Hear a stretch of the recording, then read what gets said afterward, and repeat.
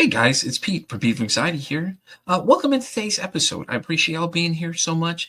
Let's talk about a few things real quick. The Pete vs. Anxiety Team Anxiety Facebook group. Are you a part of it? You're not? What are you waiting for? The link's down here in the description down below, or go to Facebook and search Pete vs. Anxiety. Then look for the Team Anxiety Team page and join it today. Why not? You can join and help. It'll be great. Yeah, like right now. Hurry up. Stop what you're doing. Pause this video. Go do it right now. But anyways, let's also talk about the Pete vs. Anxiety YouTube page. If you're here right now, you're probably following it most likely. If not, head on over there, subscribe, be sure to like and comment on the videos and let me know, because all that stuff really helps, guys. I really appreciate it. And help me break the stigma that mental health is talked about enough. But anyways, guys, let's get in today's episode. I'll have a great one. Thank you so much again. And as I always say, don't ask how your day is. Ask how your mental health is today. Guys, welcome to another exciting episode of Pete vs. Anxiety. We are back for a double header. My guest today has 50 years of experience working with preschoolers through adults in her dynamic psychology practice. Her current focus, though, is the emotional development of men and boys and how culture robs males of access to full range of emotions, leaving them handicapped. She's also a New York Times best-selling journal book. Let's try that again. A New York Times bestseller. Her journal book called Read, Reflect, and Respond: The 3 R's of Growth and Change. Please welcome in Gloria Vanderhorst. How are you doing today, Gloria? Pete, I'm doing great today. It's good to be here. Awesome. I'm so happy here. Gloria, why don't you tell everybody a little bit more about yourself? I mean, I know your shift more is towards men, and we'll get to that in a second, but let's hear a little more about Gloria. Well, I'm a psychologist. I'm in private practice, and I went into private practice after teaching college for several years. And the initial experience of private practice was mind-blowing because I started with preschool children. Now, you might wonder, why in the world would a preschooler need to see a psychologist? And it turns out that preschools are run by women, and they get a little distressed when boys are being typical boys, moving around a lot more, being louder than the girls, getting irritated with each other, pushing, shoving. So they get attention from the teacher, but it isn't positive attention. Yeah. It's really negative attention. And what we did not understand and know now, because of all of the research on the development of boys, and there's tons of research on the development of boys, is that boys come into the world with a broader range of emotional expression than girls. Now, think about that, right? They have access to more emotion, both higher and lower, than girls do. That's and so naturally, they're going to behave differently. Yeah. And it's fascinating. The research takes so long to get down to the public where it really belongs that people didn't realize that boys had a broader range of emotional expression. The problem is that most infants are cared for by females. Yeah, it's true. And the female is very familiar with the emotional range of girls. Not that familiar, don't even know about the fact that boys have this broader range. And so when the boy goes high with his energy or low with his energy, mother tends to back away, right? And that leads to boys narrowing their emotional expression or exploding and getting themselves into trouble. Yeah. And that's, it's tragic. And there's a direct relationship to why are our jails filled with men. That's true. Okay, that makes true. Based on what you're just talking about. Yeah, okay.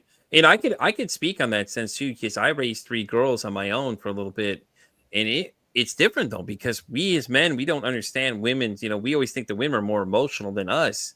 So, but it's really the opposite apparently. And Yeah. that was mind blowing when you said that. I was like, what? We're the direct opposite? I'm like, that's Right. so fascinating though. But then, because of centuries of culture, right, where we had to send the male out of the cave with a spear to go kill something, right, that male cannot be using kind of the more tender end of the emotional spectrum and be successful at hunting with a spear. And so, as a culture, for centuries, we have robbed males of access to that more tender end of the spectrum in terms of feelings. They can't feel anxious, they can't feel nervous, they can't feel sad, they can't feel tender. We've taken it all away. Yeah. But in this day and age, we're not sending men out with spears to kill mastodons. We're hardly sending them to war, right? We do war pushing buttons. And so we have to be able to allow men to re-experience the full range of emotion, particularly in the face of artificial intelligence. Artificial intelligence is going to replace so many things that men and women do, that if we don't educate men and reattach them to the full range of emotion, we're really going to be in trouble. True. All right. With artificial intelligence, we're going to have a lot more free time. We're going to have many more opportunities to interact with each other. There'll be whole new ranges of experiences that will open up to us. Maybe I won't have to cook anymore, right? I'm sitting in my kitchen, right? Maybe there'll be a robot that cooks my meal. Well, then what am I going to do with the time I would have spent cooking, right? Yeah, true. I'm going to interact with my husband. And we can't do that though, because usually the husband in all like aspects of anything you see is always watching TV or watching sports, or they're doing something and they call it, oh, we're having manly time, and all those kind of things like that too, or they're in their man cave, things like that. Right. But the demand will be for much more interaction, both male to male and male to female. So we have to give our boys and our men full access to all of their feelings.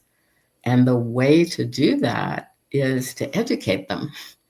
Yeah, no, I right? agree. Is to let them know that they do have access to all those feelings, that it was intentionally or unintentionally trained out of them. But I think pretty much intentionally we train that out of them. Yeah. You don't want them to cry. I'll tell you a story, a real story. My daughter was 3. We're visiting friends who also have a 3-year-old boy. Kids are playing nicely. Over in another part of the room, my daughter keeps the boy's favorite toy, will not give it back. All right, so the boy tries, and then he gets a little bit fussy, and he turns around and he starts walking towards his parents, and he's crying. His favorite toy has just been denied him. He has a right to cry. He should be crying, right? And his father backhands him in the chest, sits him on his butt, and tells him to stop crying. Now, that is the way that we have been treating boys. We don't give them comfort when they're distressed, sad. They need comfort. They're human beings. We should never deny them that form of comfort, but we're stuck in a time and place of hundreds of years before, where we require men to eliminate access to the tender parts of their personality. we have to change that. Yeah. Yeah, because it's always, what is it? Me and one of my guys early on in the show, we Betsy Holberg and I were talking about this. She said that men have that tower system. It's the way we look at things, like the alpha male being the top, and then you have that tower like rung type system, which is kind of like goofy if you ask me, because my thoughts on it is it's like, if you're the alpha male, you should be able to hit all aspects. There's nothing you should be closed off from, Okay, well, you got the macho appearance, that's great, but what about your emotional side? And a lot of times, a lot of them don't even want to talk. Oh, well, I'm not a female. That's what you hear. Derogatory terms towards somebody saying, "Oh, well, I'm not a female, or I'm not a this," or whatever term you want to insert there. It's always used like that, but that's like how it's portrayed, though. But on the same thing, is somebody's the female side sometimes isn't any better with that, because they're like, "Well, I don't want a man who cries or That's has right. emotion." You know what I mean? It's you're absolutely right. All right. I think women are the worst, right? Oh, yeah. They're really the culprits in cooperating. They say they want a loving husband, but if their husband is tender or cries at a movie, right, they make fun of him. Yeah. Right? They don't embrace that. They don't say, "Oh, that's so sweet." If he cries the first time his child walks, they get made fun of. Yeah. Right? What's wrong with Sam? Right? He's a crybaby. And then we have all kinds of derogatory terms. I was going to just say that too. You already beat me to the punch. We have all kinds of terms to call each other, because that's how we do this, man. We like to give each other hell about things. And I think it's very toxic, honestly. And social media doesn't help either with these videos where people are like, you see the guy upset, and then the girl's like, "What are you crying for? What are you crying?" And then she's like yelling at him. It's like, but if it was the flip side, you'd be mad if he was asking you why. You know what I mean? It's like, okay, it's just so it's scary, though, because if we think about the statistics of suicide now, 80% of them are men, 50% of the population are men. And if you look at it in a group setting, five friends together, 3 of them aren't coming back. 3 of them are going for some reason. And suicide's probably the number one thing. And I think that's the scary part about it, is that we as men have been told to be quiet, don't talk about these things. Like, okay, well, we're being quiet, but at this point, we're going at an alarming rate. I think there's a problem there but it's like, then you saw these like videos, for last month, people mocking because, men's mental health and things like that. I'm like, but why? Why are you making fun of somebody when it's a real thing? Like, we're losing guys faster than we have them coming in, and we make up most of the population. So like, when that whole part of the population is gone, then what are you going to say then? Well, we could have done something different. Yeah, we shouldn't be in that what if kind of reality. We need to do something now, especially teaching these younger kids, because with social media, I know I had a guest on, Mr. Whiskey. He came on and we were talking about it. He said, I think I'm trying to. He said 20, somewhere in the 20s, 20 percentile, somewhere in there. He said that when social media got introduced, young men were suicide was the number one death for most of them because of that, and it was 20% because of just for social media alone, which is just crazy if you think about it. Because like, some of us that are old enough, the first interaction of that was AOL and all those other things like that and stuff. And now you have like so many different things. Like, God, these people have so many different ways to get to you. But like before, we just had AOL Instant Messenger, and then there was the MSN, I think, was the other one, the opposite side one. But you had those 2 messaging systems. But now you've got Facebook, you got Instagram, you got X, you got all these things, man. Like, it's like you can attack each other at an alarming rate, and it's scary. It's very scary, and we disconnect more now than ever, right? Take 2 teenagers sitting next to each other. Each one of them's on their phone. Yep. Guess who they're talking to? The person next to them. A lot of times, yes. Texting to the person next to them. That's criminal, right? We're not even looking at the person when we're talking to them. And so much of communication is nonverbal, right? Yeah. So much is reading the face and the body. And if you're looking at a phone and talking to the person sitting next to you, you're missing 98% of communication. You're just missing it. When you said that, Gloria, I'm thinking of this movie. I don't know if you've ever heard of it. It's called Don't Be a Menace. That's exactly what they're doing. They're standing, the 2 guys are standing next to each other. So they call each other on the phone. The one guy picks up, "Hey, man, what's up? Hey, listen, man, you want to get out of here?" "Yeah, let's get out." They're literally standing side to side. Right. So when you said that, that's what I was thinking of. I was like, oh my God, that's hilarious, because it's like, It's so true though. I mean, like, that a lot of times if you go to a restaurant, you just look around and see how many people are on their phones. Right. It's And, like, and, so and it's going to hurt us. It's already yeah, hurting us in terms of social skills and the ability to read and empathize with another person. yeah. It is undermining the culture and robbing us of connection. Yeah, It's and it's also because that sensation they get from seeing it, they're like, oh God, I don't want to be missing anything. The I don't want to Mhm. miss out type thought process. Well, I don't want to miss out anything. Trust me, it's gonna still be there tomorrow. It ain't like it's changing, it's really Right. nothing new. And when I do, my wife will start talking, I'll literally take the phone, I'll put its screen down when she's talking to me. That way I'm paying attention to what she's doing. And it's something I Mhm. had to learn too, because I just got, so fixated on what I was doing. And she's like, well, I'm talking to you, you're not paying attention. So I literally put it downward and face down. Right. And sometimes I'm just sitting there, I'll have it face down because it's like, or I'll set boundaries like 5 p.m. I'll usually not really respond to anybody after that point, unless it's something I know they need to respond to. But usually I turn it, I'll take my phone, I'll literally put it face down, I'll leave it there. And, normally I have it in my hand all the time, but I'm teaching myself the habit of not having it with me all the time at that point. I'm like, no, you're home. I'm here with you because that's when she gets home from work. So that's my time and her time until I go to work because I work nights. So I Uh-huh. take that time and focus it for her and I, sometimes, it's like she's had a rough day. So she's just kind of relaxing or whatever, we're just kind of hanging on talking or whatever. But anytime she starts talking to me, if I'm looking at something, it's not that important. It goes straight down. I literally put the phone down That's great. and things like that. And it was a hard habit to learn though. I mean, but I think Oh, it's a very very hard. important one though.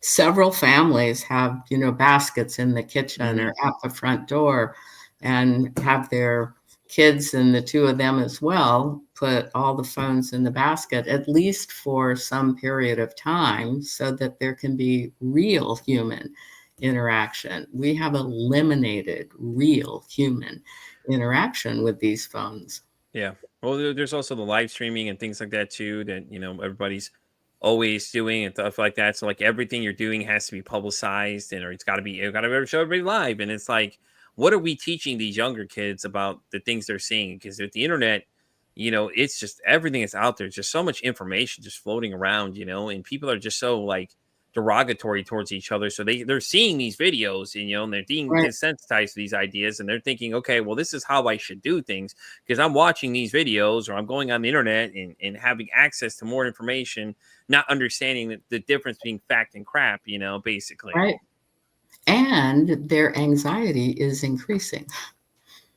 That's Yeah. happening across the board, right? Male, female, regardless Hmm. of the age, anxiety is increased. In particular, in our children, anxiety Yeah. is increasing. And we have to pay attention to that. We really have to help people get back to doing human connections, not robotic connections, because that phone is like a robot, right? It's a Yeah. machine that you carry around Yeah. with you. It's like your life source for a lot of them, it's like they're just so attached to it and things like that. And then every time you see a kid, sometimes they have their parents always give them the phone. Oh, here you go. And it's like, and they're not paying, sometimes not even paying attention to what they're watching. So they're watching these horrific videos of Right, things they shouldn't even be watching. right. The same thing goes for online access too. Like these kids that play these roadblocks and all these other things like that. There's a lot of predators that are out there too that people don't seem to understand that like you got to watch what these kids are doing nowadays. This is That's not right. the 90s anymore. The interaction isn't limited to some things. Now you have Yeah, roadblocks and all these other things that these guys are getting on and asking these questions, and these kids don't know what they're asking them. I right, had a situation with an ex of mine, her friend, her son was giving out her personal home address. I'm like, you might want to go stop your son. He's giving out your home right. address to some random person. That's Like, frightening. you know what I'm saying? It's like you don't know who that person is on the other side of the screen. Like, Mhm. and the things that get said too. Let's we can talk about that too. That's just crazy. Like these guys are going on there bullying these kids, and then it was the incident recently where it was the kid online was talking trash to the other guy to a grown man. The grown man got upset, found where the kid lived, came over and shot the kid. It's like really, like what? Those things are happening, there's no doubt about it, and But you know what I'm raising saying? It's everybody's crazy. anxiety. The reason that I wrote this book, which is a journal book, Yeah, is to address this directly, right? To give people a process for yeah, diving deeper into their own histories, into their own feeling states, and being able to mature in the way that they understand themselves. Yeah. And it works, Yeah. right? You read a passage, and the facing page in this journal book is blank, which is highly unusual because most journals have lines they expect you to write answers. That we hold information in terms of physiology, in terms of pictures, in terms of images, in terms of motion. So the facing page in this book is blank so that you can scribble, you can draw, you can certainly write words if words come to mind, but so much of what we know about ourselves is also packed into our brains in terms of action and motion. So it gives you access to pieces of your brain that you wouldn't access in other ways. And it leads to amazing shifts and growth and understanding of who you are Mm-hmm. and what you need to address in order to change the way that you're functioning. And I want to encourage everyone to really take themselves more seriously and know that they can change. You can change at any age, right? You could be 102 and you're still capable of emotional change that can bring healing into you. And that's the goal of the writing that I'm doing, is to help people heal. Yeah. And what inspired you to make the journal? I mean, it's like hats off. It's a New York bestseller. That in its own is a very big deal right there. But you wrote this book not realizing what it was going to become now, Right. Yeah, I started just publishing journals, Oh, okay. right, on the internet, MailChimp, Substack. Just they came to me. It's like these things were visiting me. Yeah. And I had to write them down and started throwing them out there to the public. And there were so many of them that I decided I'm going to put them together into a book. So there are 52 of them, essays in this book. So you have one a week. You can go at your own pace. There's no direct order to it. They're kind of organized in different topic areas, but you can bounce around all through Okay. that book, right? Whatever strikes you when you open it up that particular day, respond to that because your brain knows what you need. And you can trust your brain. You can really lean in to your brain. Your brain has stored everything you have ever experienced from day one. In fact, we know it stores things even from the last trimester in utero. So there are traumas in your early experience. Those traumas jump into the present when you can use a book like this journal book to trigger those early memories. You can heal from those traumas.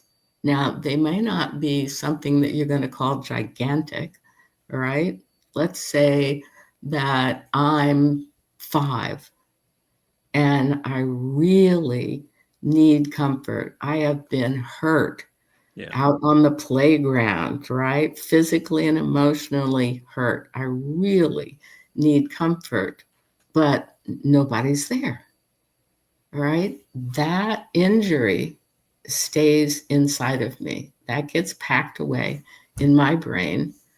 When I need comfort, when I'm in trouble, nobody is really going to help me. All right. Yeah. So when you're an adult and you're working in an office and you run across something that's a puzzle and you really need help, you don't go find help. You try something on your own, right? And it's a flop. When if you had gotten out of your chair and gone to seek help, it would have been a completely different experience. Yeah. So the past jumps into the present in ways that we really do not appreciate, but really need to appreciate so that we can become the people we were designed to be, particularly for men, right? Because we have so limited their ability to grow emotionally. I'm encouraged by the number of men's groups that are developing across the United States, where men are coming together in groups to talk about their life experiences, to do retreats, to really challenge themselves to uncover emotion and become comfortable with emotion. That's really exciting. I think you have a group as well. Yeah, I do a panel every month with men, assemble just 5 random people usually, and we just get together and we talk about it. Because I think that, like you said, I don't think we talk about it enough, honestly. We obviously don't. Let's look at the statistics. Right. Statistics don't lie. The numbers aren't lying at this point. Right. With everything we're seeing, like we need to do something now. Like we need to be more active, more proactive about these things. So, and it's always great when you see people that are focused on trying to teach the young gentlemen these things too, because I think if we teach them younger, we're setting them up for more success in life versus, just kind of crippling them like you were saying, Right. and it's hard though. I mean, with all these other misinformation, everything else going on, it's just so much that you're combating with at the same time, because now information comes at a faster rate for most people, and Mhm.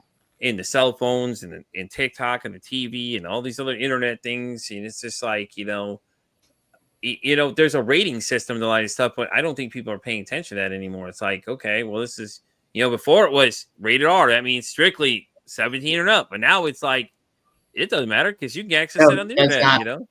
Does not. No.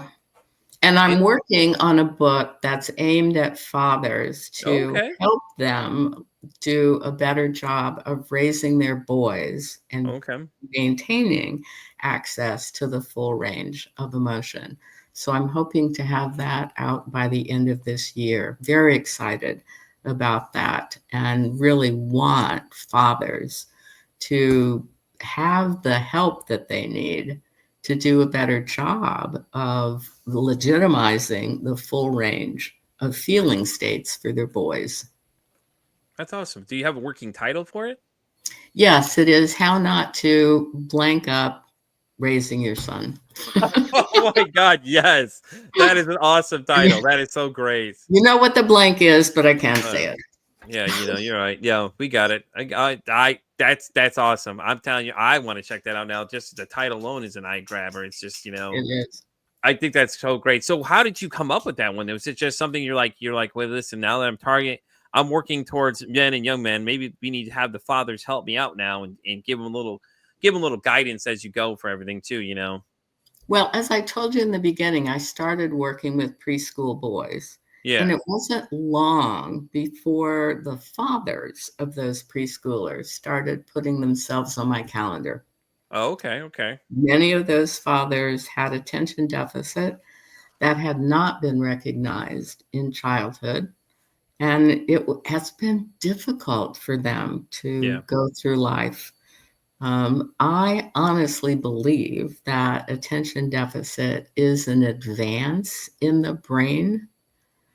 And if you look at the list of inventors and entrepreneurs, majority of them are men with attention deficit. So I am convinced that this is a new brain in the process of developing and taking over, but it's a struggle for that brain to exist in this current environment. So those men filled my calendar for 7 years straight, and I learned so much from these male clients about what it's like to be a boy, what it's like to be a teenager, what it's like to be an adult in this culture and in this system, and the limitations and the difficulties, as well as the pluses. But it's difficult to be a male in this society, right? We honor aggression in boys and men, all right? But we never teach them how to manage all of the disappointment, irritation. They don't know how to problem solve with feelings. And so they end up being explosive, aggressive, verbally hostile. Not a good plan, all right, Yeah. for Yeah. developing relationships with men or women, and definitely not a good plan for developing relationships with their children. So I'm hoping to really educate men on how to do a much better job of relating to their boys in particular, so that their boys grow up with a better understanding of what it means to be human and have access to the full range of emotional expression. Yeah, yeah, no, I think that's a great idea though, because I think teaching them emotional regulation early on is helpful as well. Because Mhm. I had a gentleman on this from Canada named Leroy, and Leroy has a book says Just Breathe, and he was teaching the kids as young as 4 and 5, like, Mhm. listen, what you got to do is just take a deep breath and think about what you're doing, or That's you're upset. great. It was hilarious though, because Great. he's actually a principal too. So by his Mhm. normal job, he's a principal. So he interacts with these kids. He instituted this in his own school, and he has seen an amazing turnaround with them. A lot of times he'll pull a kid aside, like, "Hey, listen, you know what happened?" They're like, "I didn't breathe," and it was so funny when he said that, because That's I he's like, "This kid," fabulous. and it's That's it's really so good. interesting though, because it's like, we as men are always taught to be macho men, but I mean, at the same time, our dads were taught these things from their dads, and it just Yeah, trickles down. So I mean, they're not wrong for telling us that, because that's what they were told. Like, that's right. we can't fault them for that part of it, but we can even start making a change now, because I think that male toxic the toxicity of males is just crazy too, because now you have that whole tower system. Like I was talking, we have a whole tower system. Males kind of look up at each other. Oh, I want to be the alpha male, but really, to me, just like the alpha male would be the guy that can talk about his feelings and everything else and all that stuff. Because to me, alpha means that you're the top dog. You can do it That's all. right. There's no, but I think that we lost that somewhere, in the sense of from everybody else saying, "Oh no, you can't talk about your emotions. You're a man.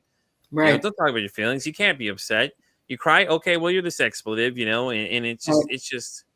it's just I don't get why it is we have to continue to do this, but then at the same time, you're battling the internet, because you have people like, these different content creators that start pointing out these oh, well, if you don't do this, you're a wuss, or Right. it's like, no, no, let's stop. There's a few of them though out there. Like, there's this guy, he's a bodybuilder. His name's what is his name? Iron Sanctuary.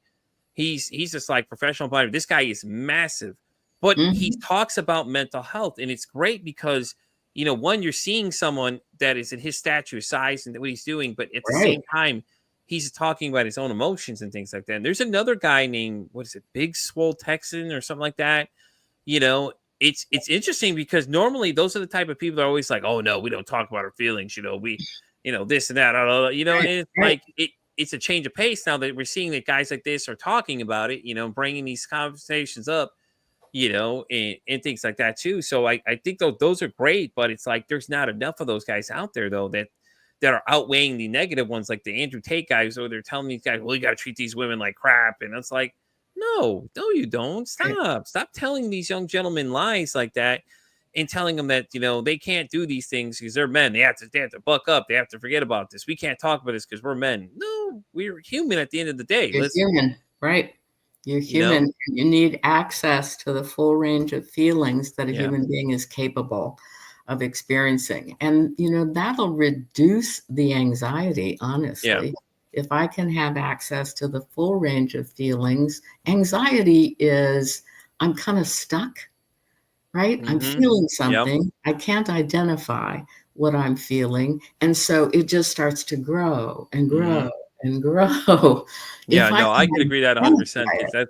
that's what it's like for me though. Like, it gets stuck, and my heart will start Mhm. racing, my head will start spinning, Mhm. and it gets worse, and it doesn't go away, man. It's just like you're just like you have this feeling of unease, Mhm. even though it's not something. There's probably nothing there. My brain's just inventing it. There's something wrong, but it's hard for people to understand that don't have it though, because a lot of people, they'll tell you, oh, just stop thinking about it, or the depression thing. Oh, just cheer up. I wish that's really how No, this not worked, man. not not gonna happen.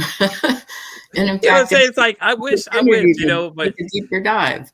you know what I'm saying? So Gloria, let me ask you a question though. For young gentlemen these days, what are some advice you want to give them? Like, if you could tell, if you had a bunch of them sitting there, any of my men that are listeners, which is a good amount of them, what are some things they can do to be more, start tapping into that Yeah, more their emotions? here's the easiest, right? You can contact me and I'll send you a list of feeling words. You can go on the internet, all right, and get this wheel, big colored wheel that has all the different feeling words in it. You will be shocked Yeah. at the number of feeling words that exist in the English language, right?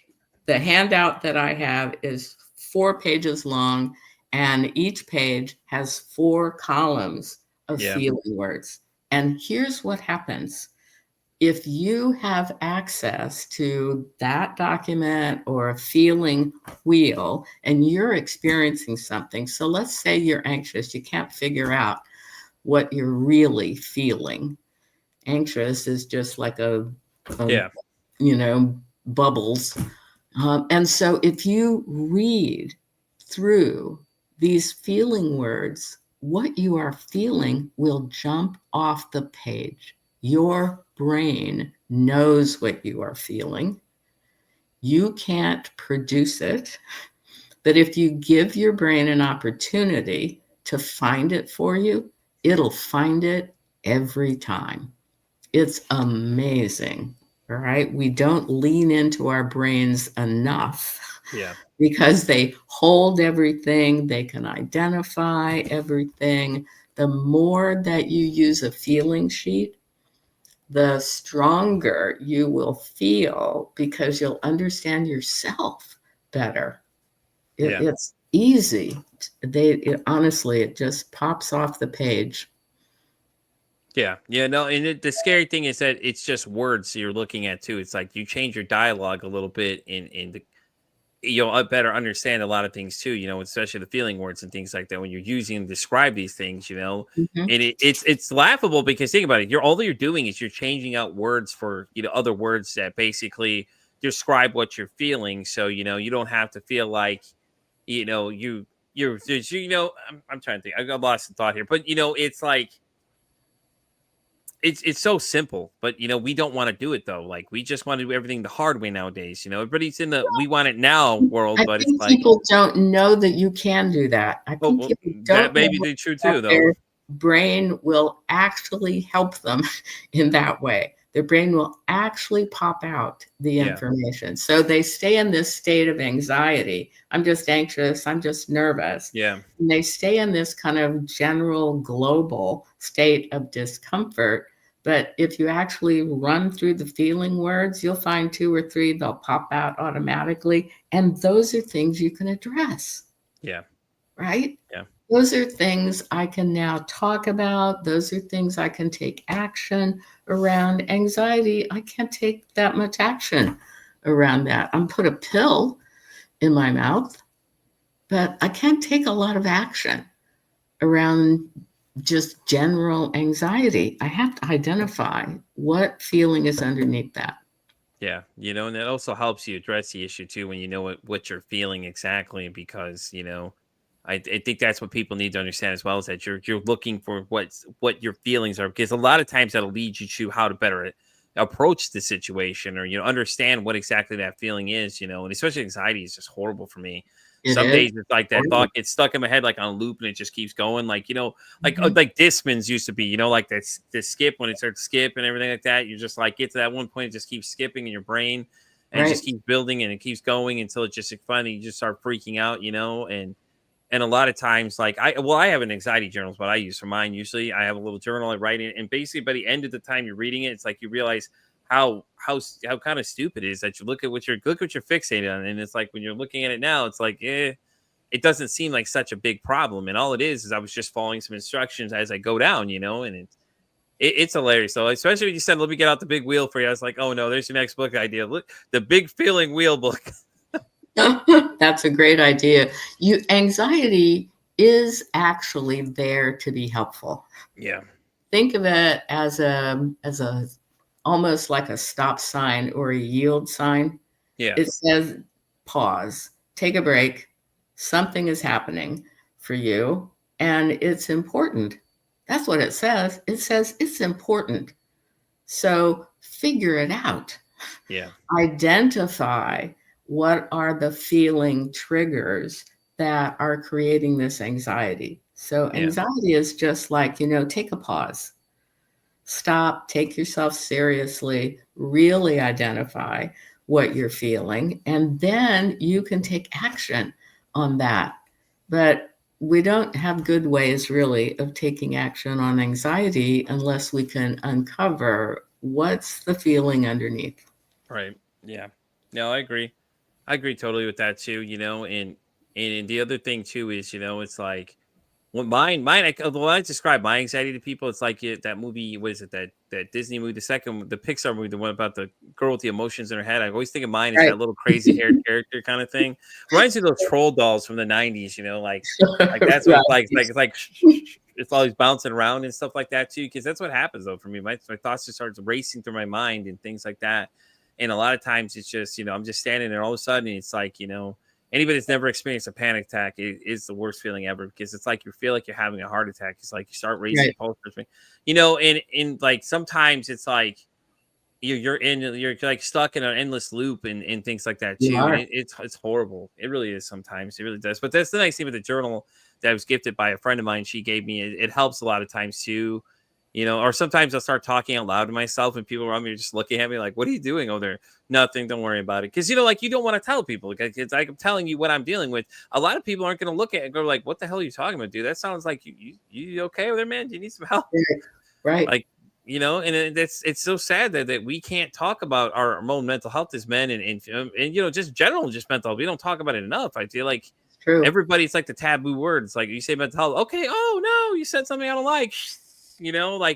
Like vampires in the sunlight kind of thing. You start panicking because it's like, well, I mean, think about it. Because when we bring it up to people, especially when it comes to like suicidal ideation and things like that too, people really get triggered. And I'm like, I don't understand why these people are talking to you. Yes, it's an uncomfortable conversation, but at the same time, these people are talking to you. Let's go back to that point. They're talking to you about this problem. And that's the best way we have to connect, is to talk to someone. And the thing is too, like if you look at the statistics of that too, it's like men don't talk about when they're thinking suicidal, because a lot of times when you start bringing it up, man, everybody gets uncomfortable and everybody starts panicking, like Godzilla's coming to destroy Tokyo, going to learn into the streets, mass panic, And I don't get it. Like, that's the whole aim behind the show, is just like to make conversations like that just be normal. It's like, okay, you're having these thoughts. Let's talk about those thoughts. What are your thoughts that you're having, Yeah. And Tell me more. And like, let's set an example for these younger gentlemen out there, and the ladies too, like it's okay to talk about when you have these feelings going on in your head. That's Like stop making it so damn taboo to talk about how you're feeling or what you're dealing with. And at the same time, like, we should do better educating them what these things are that they're dealing with, and how to handle these situations. I'm not saying train them all to be certified crisis, operators, but give a little sense of what's going on. Like a wheel of feeling words, right? Every classroom should have, right? That's going to be our movement now. We need that wheel. And be taught that, hey, you can identify what is troubling you. Yeah, they do it for you. It's automatic. I remember when they used to separate you when sex ed was a conversation too. They used to take you all in separate rooms and things like that too. Maybe that's what we need to do with some of these fellas. Take them in, show them the big wheel, and be like, listen, point out what jumps out to you, the first thing that comes out to you, and then just kind of go from there. I think it'd be an interesting experiment. Earlier, we start educating boys and girls to identify the feelings that they're experiencing, the easier it will be for them to move into the artificial intelligence generation and to be able to thrive, because we're going to need to do much more communicating with each other. And we have to prepare for that. Yeah, we definitely do. We need to start teaching these kids now so they understand things better. We haven't been doing great of it, but we need to start getting better at it, and I think that, the only big combatant, like I said, would be social media, these people putting these videos out. But even at that, still, they should be policing their own content. Like, stop letting all this crap go and stop throwing your hands out. Oh, well, I couldn't do nothing about it. Yeah, you can. It's your platform. Take responsibility, It's like when you get in trouble with a kid, you made the mess. Well, now you need to clean the damn mess up. Let's go. Well, Pete, you're doing the job right now. This podcast is very valuable for Yeah. people. Thank you so much. Yeah, I appreciate that. It is, and all it is just having a general conversation with people the whole time. We're talking about subjects. I bring great guests in like yourself, and things like that. We get to talk about all these different kind of things. A lot of the topics that people don't really want to talk about, but they'll listen to it. They want to hear about it, and a lot of the male listeners that listen to the show and things like that too. This is all be great resources. And you said the new book's coming out end of the year, right? End of the year. Hey, listen, fellas, we got to look out for that book for sure because That's right. Because I want you to do a better job of fathering your boys. They need it. See, I couldn't have said anybody else my best myself. Gloria, as we start getting ready to close out this episode, I'm going to ask you the question I ask everybody. Gloria, if your mental health had a song, what would the song be? This is a great song question because you get so many great answers. You could pick the first song that comes to mind. All right. Here it is. Go for it. Do you know who Rosie Greer was? Yes, I do. Big football player. Yep. Right? Yep. So he participated in a show and he sang It's All Right to Cry. Okay. Giant Rosie Greer. You can find it on YouTube. I'm gonna have to look it up now and see. I don't think I've ever seen that. It's a very bad film because it's so old. Yeah. But it's a gorgeous song, and Rosie Greer just communicates that, and he's communicating to kids. It's all right to cry. Crying gets the sad out of you. It's all right to cry. You might feel better. That's awesome. Fabulous. It's fabulous. That's so awesome. That's a great one. And okay, so I have another question for you. So if you could break the stigma about mental health, what is the one thing that you just seem to run into all the time? Is like, listen, hey, we got to stop doing this. Yeah, I think what stops people from taking their mental health seriously and doing the work is they do not realize that your brain holds on to everything. They think the past is in the past. And, I've overcome that. It's not bothering me now. And I will tell you, you are wrong. The past jumps into the present at will in association with what you are experiencing in the present. Yeah. And if you don't understand that connection, it will undermine you every time. We have to understand how the past influences the present. And you have to take a deep dive into your brain in order to do that and invite it to educate you. Definitely. I agree. Well, Gloria, thank you so much for coming. I appreciate it. Did you want to let everyone know what's the best way to reach you? Like if they said, hey, listen, Gloria, I reach out. I got questions for you. Where is the best place for them to contact you? The best place is to go to my website. You'll find everything there, all the different ways to contact me. And the website is www.drvanderhorst.com.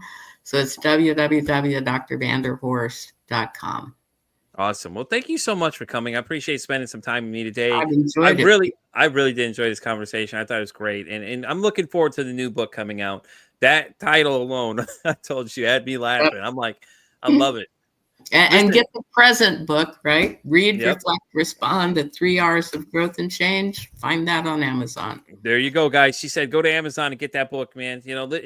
Guys, listen, if you reach out to Gloria, let her know you saw her here on Pete versus Anxiety, because that'd be even better. Because I'd love to know that some of y'all are getting some help in the people that we are meeting on this show as we go. Well, Gloria, thank you so much for coming again. You're welcome. I really enjoyed this conversation. Like I said, we got to really consider our big wheel here, okay? Because I think we got a grand idea there. We may have to kind of, That's right. We'll develop one. Right, exactly. Well, guys, I'm Pete versus Anxiety. You know where to find me. I'm on X all the way down to TikTok. I'm on Spotify all the way down to iHeartRadio. And as I always say, it costs nothing, absolutely nothing to be kind to somebody. One kind act you could do could save someone's life, or hell, you can make their day. I'm Pete versus Anxiety, saying, don't ask how your day is today. Say, hey, how's your mental health today?